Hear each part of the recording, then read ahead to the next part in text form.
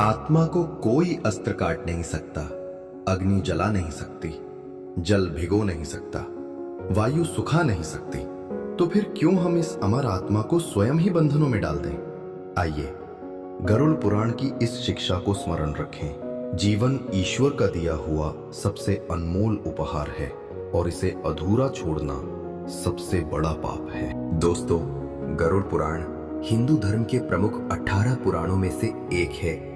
इसमें मृत्यु के बाद आत्मा की यात्रा, यमराज का दरबार, चित्रगुप्त का लेखा जोखा और नरक स्वर्ग की कथा आरंभ होती है एक नगर के युवक सुदर्शन से।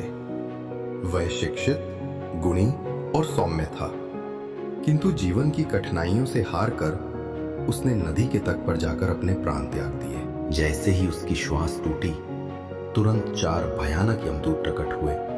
उनके शरीर का वर्ण काला था, आंखें अंगारों की तरह जल रही थीं, हाथों में बंधन की रस्सियां और लोहे के शूल थे। उन्होंने सुदर्शन की सूक्ष्म आत्मा को शरीर से खींच लिया। आत्मा ने करुणा से पुकारा, सुदर्शन, हे प्रभु, मुझे छोड़ दो। मैं केवल दुखों से तंग आकर ये भूल कर बैठा, कृपा करो। यमदूत, मूर्ख आत्मा, क्या तुझे नहीं पता कि जीवन ईश्वर का दिया वरदान है? तूने उसका अपमान किया है, अब तुझे दंड भुगतना ही होगा।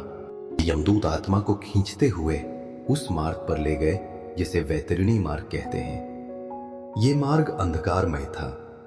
चारों ओर चीत्कारें गूंज रही थीं। असंख्य आत्माएं वहीं भटक रही थीं। कुछ रो रही थीं, कुछ यमदूतों से बचने की कोशिश कर रही थीं।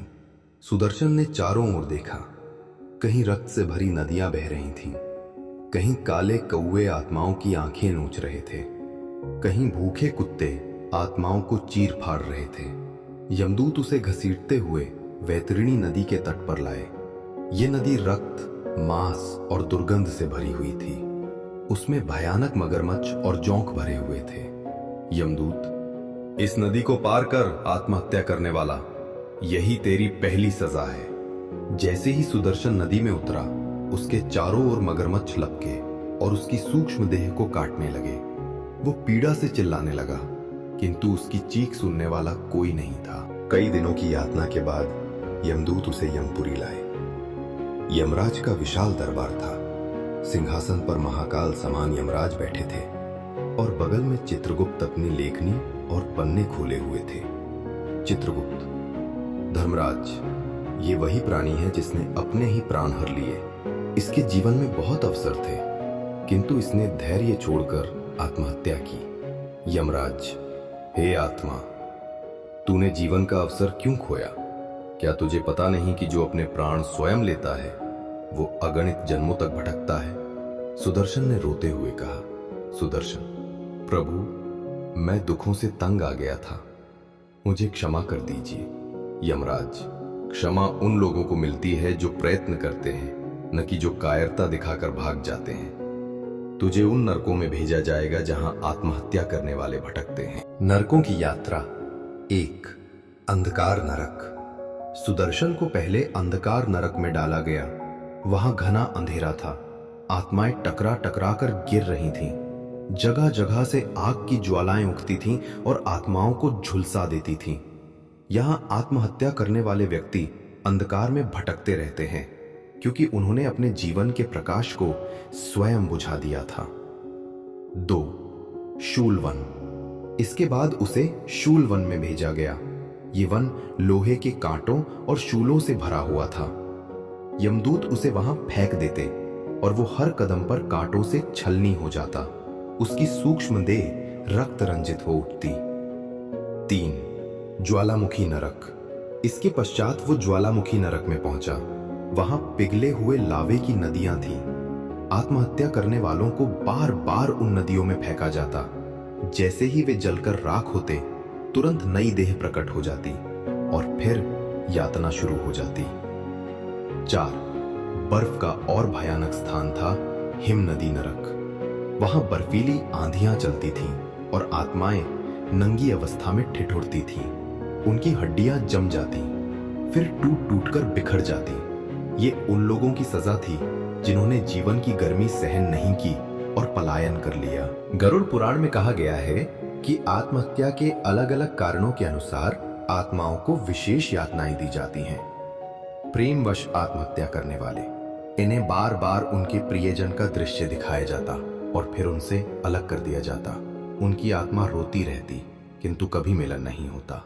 अपमान से आत्महत्या करने वाले, इन्हें लगातार तिरस्कार और अपमान की आवाजें सुनाई जाती। यमदूत उनका उपहास करते। कर्ज और गरीबी से आत्महत्या करने वाले, इन्हें लोहे की जंजीरों से बांधकर मजदूरी कराई जाती किंतु कोई फल नहीं मिलता। भूख और प्यास में वे छटपटाते रहते। रोग से आत्महत्या करने वाले, इन्हें बार बार वही रोगी अवस्था दी जाती जो उन्होंने मृत्यु से पहले झेली थी किंतु कहीं से राहत नहीं मिलती। इसी बीच आकाश में दिव्य प्रकाश फैलता है। वहां एक तेजस्वी महात्मा प्रकट होते हैं। उनके वस्त्र सफेद हैं, माथे पर तिलक और हाथ में कमंडल। महात्मा करुणा भरे स्वर में, ओ आत्माओं, तुम्हारी पीड़ा देखकर मेरा हृदय व्याकुल है। जान लो, आत्महत्या से कोई समस्या समाप्त नहीं होती। तुमने सोचा था मृत्यु ही शांति है, पर मृत्यु से पहले जीवन का कर्तव्य अधूरा छोड़ देने से आत्मा और भी बंधनों में फंस जाती है। सभी आत्माएं महात्मा की ओर देखती हैं। सुदर्शन आंखों में आंसू भरकर, गुरुदेव, तो क्या हमारी मुक्ति असंभव है?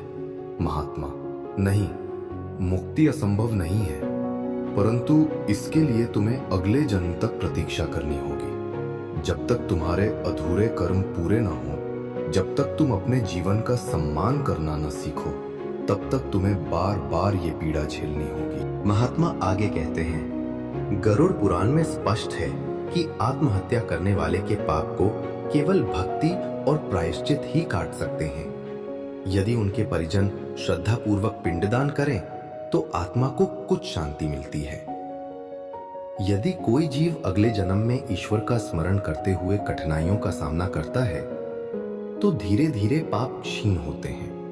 और सबसे बड़ा उपाय है हर परिस्थिति में जीवन का सम्मान करना। सुदर्शन की आत्मा समझ चुकी थी कि आत्महत्या कोई समाधान नहीं बल्कि और भी भयंकर बंधन है। गरुड़ पुराण हमें ये शिक्षा देता है, चाहे दुख कितना भी बड़ा हो, कठिनाई कितनी भी विकराल हो, जीवन कभी व्यर्थ नहीं। जीवन वही साधन है जिसके सहारे आत्मा ईश्वर तक पहुंच सकती है। हे गुरुदेव, अब मैं समझ गया हूं। अगला जन्म मिले तो मैं कभी कायरता नहीं करूंगा।